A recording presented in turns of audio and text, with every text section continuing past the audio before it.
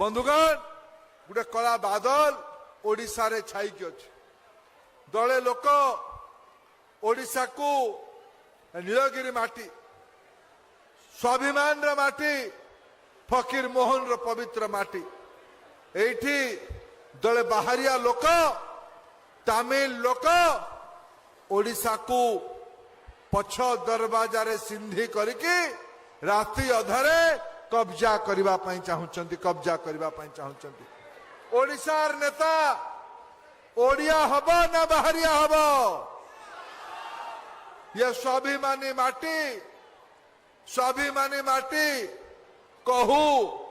नीलगिरी माटी कहू बालेश्वर माटी कहू